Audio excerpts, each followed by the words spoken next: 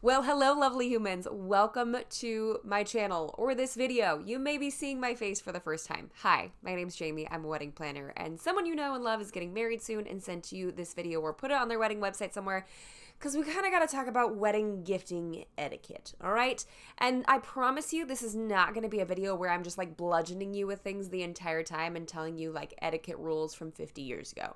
Pinky promise, that's not what we're going to do, okay? But what we are going to do is we're going to talk through some things that I know your friend or family member kind of wants you to know, hopefully to like make things easier for everybody involved. So, without further ado, let's just jump right on into it. Now, for the sake of this video, we are going to specifically focus on wedding day gifts, but these same rules can kind of be applied to engagement party if you're bringing a gift to that you don't have to bring one to that. Don't panic. It's not necessarily a thing, but some people like to.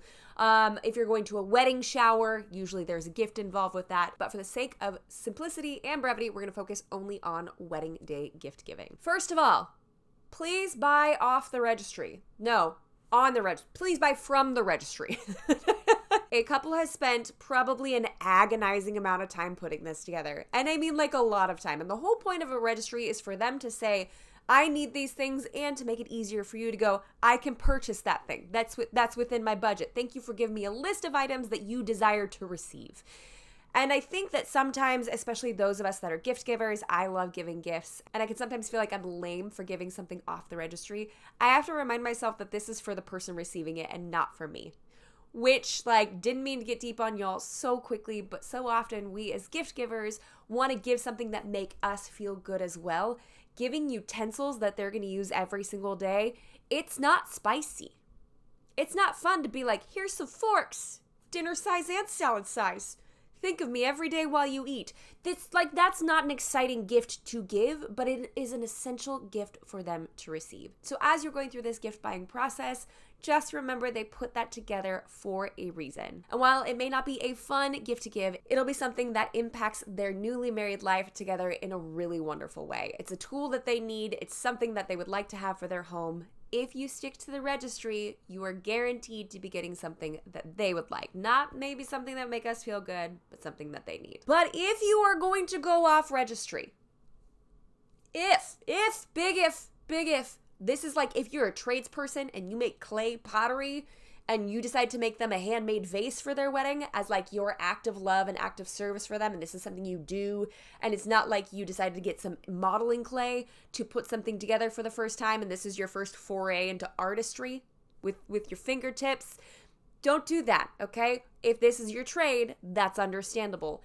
If you are going off registry, make sure it's something that you know the couple would want. Like if you're already gonna break rule number one, like be like thoughtful about it, okay? Think of things that they like to do as a couple. Maybe they're super outdoorsy. Maybe they host game nights. Maybe they're into one really specific sports team and you know all of this information. You're like, I don't want to get something off the registry. I know that's something that they want, but like I want to give them something really fun and like, something different.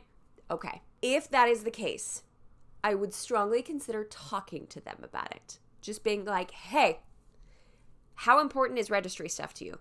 Because I'm considering getting something off registry. I just wanted to check, like, how do you feel about this? Because some couples are like, I don't know what a registry is. I'm just, like, throwing stuff on here because somebody told me that I needed one, right? So I'm just, like, throwing objects at this.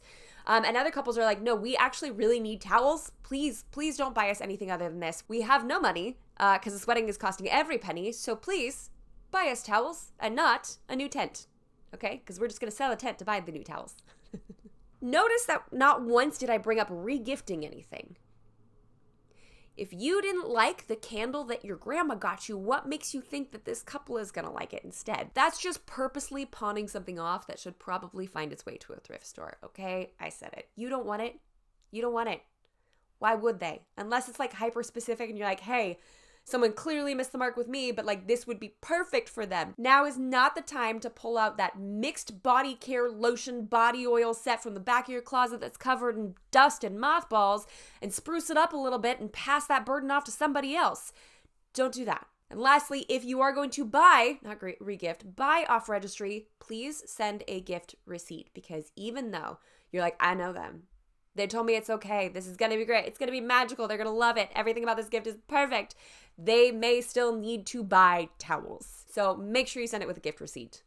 please and thank you. Now, let's say you mosey on over to their website and you see something called like a honeymoon registry. And maybe you've seen this before, maybe you haven't. My personal favorite happens to be Honey Fund, with almost 1.2 million couples that have gone through this Honey Fund process with them, receiving over $725 million in gifts. This honestly has been a tried and true company that I know I had personal experience with. I use this for my wedding, and I know so many of our couples have as well. They've literally been the most trusted honeymoon and cash registry company since 2006. I'm gonna let y'all do the math on that, all right? It's been a long time, okay? But what is a honeymoon registry? What is that? What are you donating towards? It's basically a singular platform where a couple can ask for monetary donations and or gifts towards their honeymoon experience. This can cover things like airfare, accommodations, maybe meals while they're there. All of this is to help offset the cost of probably one of the most fantastic vacations of their lives, but it's still coming off of the heat of a very expensive event.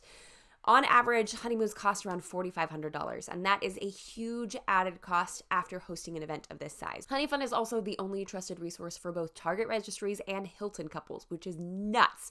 So they're clearly a huge brand in the field.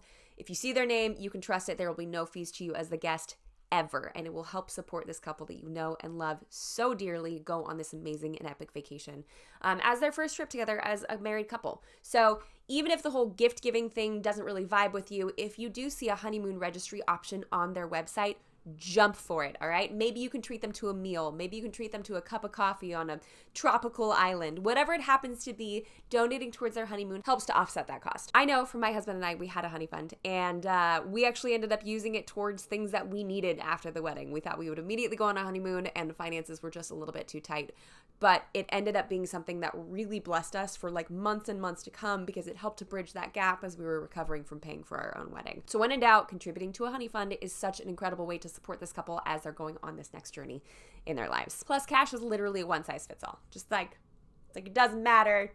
It works everywhere, you know? Now let's talk about gifting on the actual wedding day itself, like physically gifting the items. If you are bringing physical gifts, just bear in mind you don't have to. Maybe you are, confession.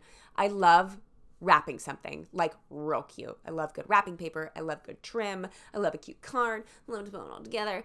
But the couple's probably coming to their event and leaving from their event with a lot of stuff. So again, the wrapping's like, it's precious and it's beautiful. And I'm sitting in this with you. Like, I understand. I love good wrapping, right? But we are seeing a huge trend of people purchasing items beforehand and sending it to the couple's residence, just like forwarding it, getting it there ahead of time. Not only is it easier for you, but it's easier for them as well. And it's less for the people that are helping out with their wedding to like cart around and make sure it leaves with them afterwards. Now, most of the time, there is absolutely nothing wrong with bringing a physical gift. I'm just trying to make it a little bit easier for you by having the ability to send it ahead. But maybe you are dedicated to this gift wrapping. The only time I'm going to say do not bring a physical gift, please and thank you for the love of all that is holy, is if it is a destination wedding for everyone or just for the couple. If they are flying to this destination or if they are driving for an extended period of time, they're probably gonna have a car packed full of DIYs and luggage. They may not have a lot of space to bring these items back with them.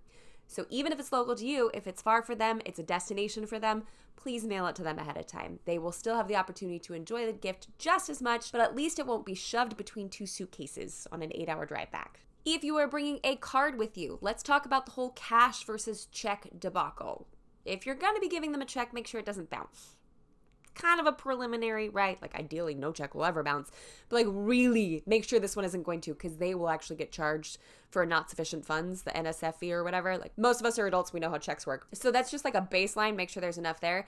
But let's talk about the whole cash debacle, because I actually read an article recently where they actually recommended bringing cash for the couple, putting that in the envelope, and that would be the gift that the couple's receiving. I will wholeheartedly disagree with that. 100%. I think the safest way to gift a couple with money for their wedding is through Honey Fund, is through a honeymoon registry of that nature, to send it to them. It's safe, it's secure, it will get to their hands, no problem. If you are going to physically gift them some sort of financial or monetary support on their wedding day outside of the dollar dance, I would highly recommend that you make it a check. Why? Because if anything happens to those cards, there is no getting that back. Now, this is very, very rare. In my 7 years of doing this, I've only had one incident happen with cards, and it happened off-site, non-issue for us in that particular situation specifically, but it was still really disheartening. And in a situation like that, you as the guest, as the gift giver, can reissue that check if necessary. That does mean that you'll have to be watching your account to see if that money has come out or not, because the couple doesn't know how much you gifted them. So you will have to be an active participant in that. See, again, this is why I love Honey Fund, because you can just gift the money straight to them and not have all of this concern in between. But I really don't think it's wisest to gift cash on a wedding day. My mom puts it perfectly. She calls it removing the temptation. We're not going to assume that someone's going to steal the cards, right? That's not our intent. But on the off chance that someone's slightly less honest, sees a pile of cards and gets a little bit interested, everyone in the situation is a lot more protected when a check is involved. And last but most certainly not least, only give what you can comfortably. There is a huge culture of spending money when it comes to wedding planning, wedding day. The whole industry is here to tell you if you don't spend enough money, it doesn't count. And since you're new to my channel, you probably don't know this about me, but I'm a huge advocate of spending money wisely, not just spending it to spend it. So I would encourage you, please only spend what you can spend comfortably, because you might be in a season where everyone and their mother is getting married and you're like, I can't afford all these people and all these gifts.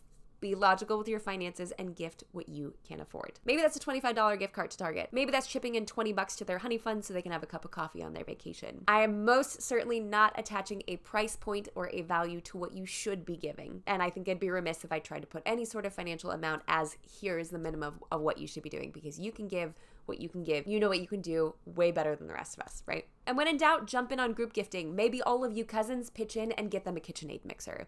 Or maybe you guys decide to gift them with a scuba diving adventure through their honey fund. Maybe you come together and purchase something a little bit larger than what you could do yourselves, but still feels like a really great gift to be giving. Again, whether you're planning a wedding, you're in it, you're in the thick of the wedding industry, or you're on the outside feeling this pressure, it can feel like if you don't spend enough money, it doesn't count. And I'm here to tell you that's absolutely not the case. If you are intentional with the gift giving, if you buy things off their registry that they actually need, they put it on there for a reason. Maybe their place is super small. Please don't buy them extra stuff. Just buy them what they said they needed. But if you're going to veer off, make sure it's something they want and keep a gift receipt just in case. But one of the smartest ways that you can gift give is through Honey Fund, through a platform that safely and securely delivers this cash to the couple to make sure that they can use it effectively for their honeymoon. So to wrap it all up, you're invited for a reason. The couple wants you to be there. They're having a really big day. They're getting married, and they are so excited for you to be a part of it. So hopefully this will put some nice parameters on the gift giving to help you feel better, to help you feel less stressed of figuring out what you need to get them, and to really make things as convenient as possible. So that's all we have for this week's video, guys. Thank you so much for stopping by. If you're a couple that happened to watch this video, hi, you should subscribe, because this is what I do each and every single week. I'm literally your online wedding planner. If you need additional support, I'm here for you. Click this button. I do live monthly phone calls over in our group, and I'd be super happy to help you over there. Yes, subscribe to this channel. I already said that. Cool. And until next week, bye guys.